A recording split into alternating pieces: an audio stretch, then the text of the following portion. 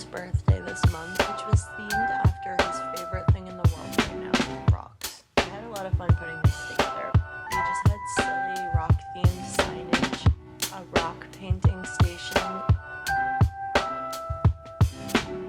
and literal piles of rocks for my son to play with, which he absolutely did. His current infatuation with rocks is so well known that one of our guests actually brought him a big container full of rocks without even realizing that that was the party's theme. We've been basing the theme off the thing that we notice he is enamored by at the time of his parties. Last year was ceiling fans, and that was a fun one. Maybe there will come a time where we end up doing more traditional themes, but at this time we've just been having fun getting creative based off things we know our son loves. I also wanted to show and share a little bit about how on earth we're able to keep our home clean. My husband and I both work full-time, and over the past 2 years we've tried so many different things to keep our home comfortable and inviting and livable while maintaining extremely busy professional lives and, caring for and raising our toddler. And we finally kind of came to the understanding that, at least for us, it is impossible to do all of those things. Keep our household managed and take care of and spend quality fun time with our son and maintain our careers and have any sense of self or any ability to enjoy our own time. So there is a wonderful young woman who lives near me. She just graduated high school. She's just starting out in life, and she's the daughter of a family friend, and she is our secret weapon. We simply would not be able to keep our home taken care of without her, and she's someone that we can feel really good about supporting. So we hire her once or twice a week to help us get the floors taken care of and get our laundry done, because those were the two biggest areas that we kept noticing ourselves falling behind on, and it has made all the difference.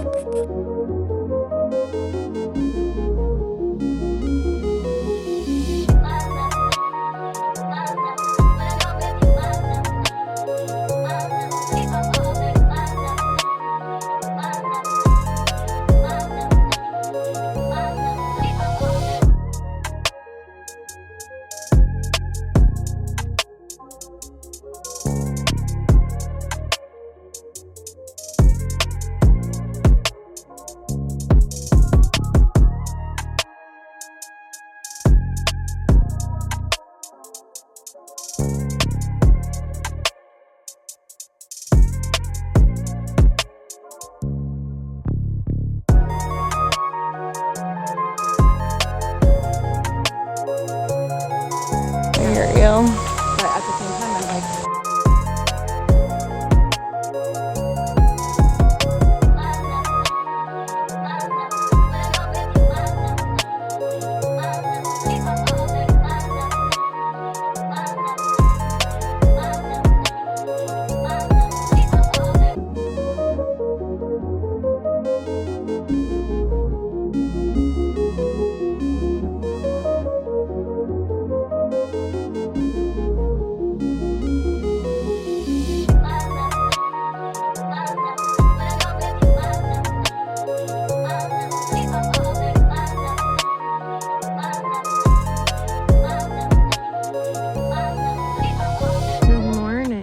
let me show you that rock I was talking about in one of my other video journals. Oh, look at that thing.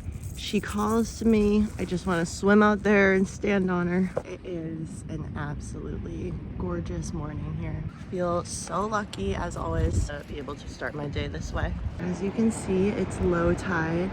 I have such a deep appreciation for the tides at all different stages, and I was gonna say this is one of my favorites, but again, they're all kind of my favorites, but this is another fun one. I love it when the water recedes like this and you have this glassy shelf on the sand down here. I'm gonna be meeting with my supervisor in about 15 minutes on my phone. I've been feeling a lot of emotions about a lot of different things. What else is new? It made me feel like I really needed to come to the ocean and just burn off some energy and have this beautiful body of water right here to kind of offer that energy to. I just feel like I'd really love to see us choose to make art and beauty and be in connection rather than choosing violence and separation. People are amazing. I feel like we're just capable of so much good and beauty in the world. Let me tell you right now that the seagulls are gonna have a field day with that baby. There are just a ton of these, and I feel like I haven't ever seen quite so many. I think they're clams, right? Clams that still have the meat inside them. I'm surprised that these gulls haven't been all over them. Maybe there just were so many this morning that they had a surplus. Honestly, seeing shells like this is so unusual here. Wow. There are tons of these big shells here this morning. So cool to imagine who might have lived in here. Are you kidding me? Look at that. Is amazing. The day after I saw this incredible sight, I read the following in Hagitude. The author is talking about a walk she took near the Pacific Ocean, and she said, "On that temperate coast, and coinciding with the early days of writing this book, I happened upon a treasure that I had been longing to find for years, an entirely undomesticated, found in the wild hagstone. In fact, I'd stumbled across a whole beach full of them. I carried a pocketful home with me. They're piled up in an earth-toned pottery bowl beside my writing desk. A hagstone, you see, is a pebble with a naturally formed hole in it, and the old stories say that if you look through that hole with one eye and the other closed, you can see right through the veil and on into the other world." I have rarely, if ever, seen a stone like this, and so the serendipity of seeing these and then reading that passage the very next day felt like magic.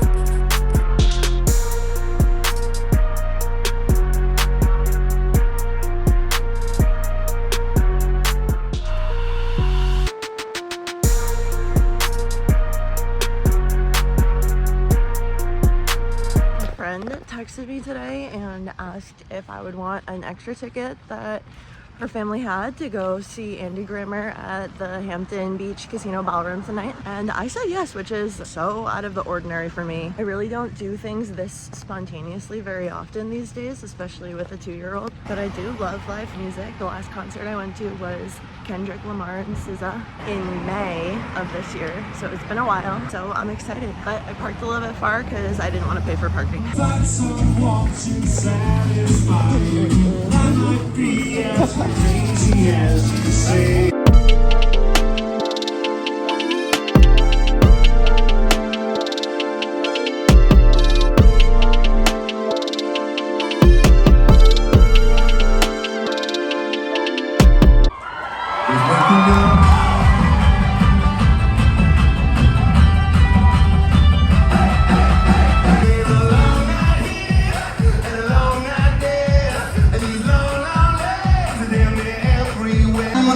Dancing at the Pay Pony Club. I won't let it shine, let it shine, let it shine, let it shine. Ooh, good to be alive.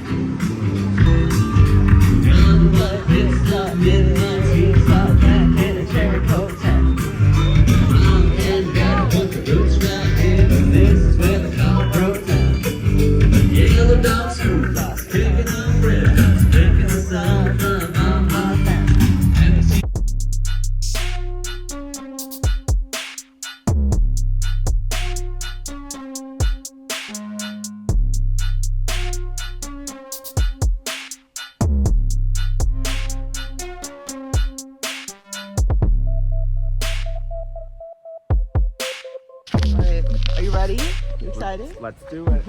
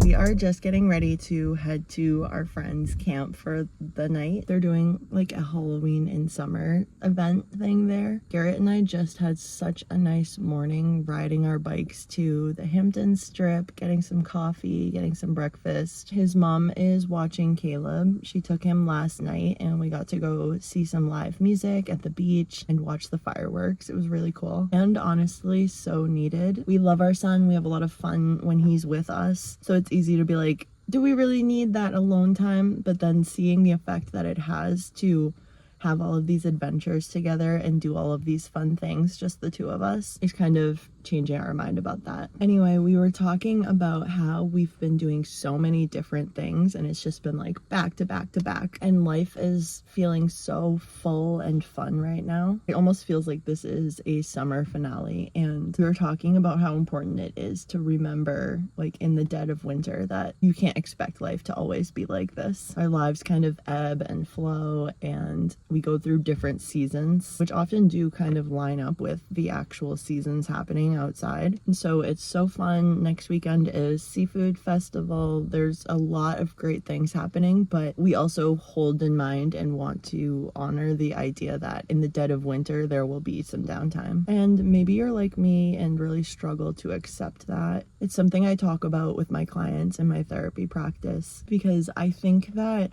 at least just a part of seasonal depression is due to living in a culture that doesn't allow us to adapt to the seasons and slow down when it's cold and dreary out and we have no sunlight and we just naturally want to shut down a little bit more. I used to have a really hard time with seasonal depression, and it has alleviated so much throughout the years for a few reasons, I think, but that is a big one. Just adjusting your expectations to actually match the season, instead of thinking I'll be doing the exact same routines, the exact same things, I'll have all the same hobbies and socializing and everything as I do in the height of summer. The other things that made a big difference for me were finding ways to make our home really cozy and comforting in the winter months, especially bringing in a lot of soft lighting and like fuzzy blankets and stuff for like that sensory experience, lighting candles, all of that, and just overall embracing it as this time to slow down and turn inward. Anyway, I think it really makes a big difference to just be in the present and find the gratitude for the things that you're experiencing right now, the season of your life that you're in, whether literal or metaphorical. There are always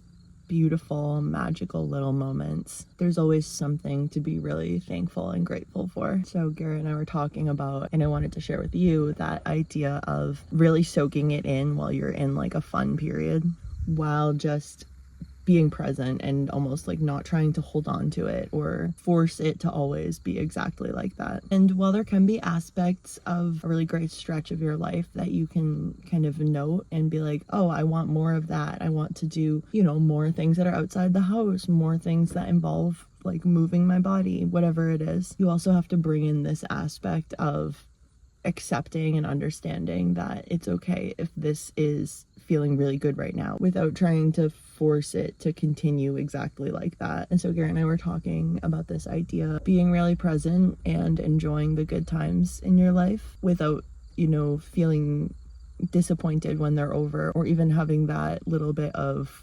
anticipatory disappointment that they're not going to last forever. They're not. We're meant to go through different periods. We're meant to have our lives change and ebb and flow, and that's okay. So with that being said, we are going to go enjoy some more of the great times of summer.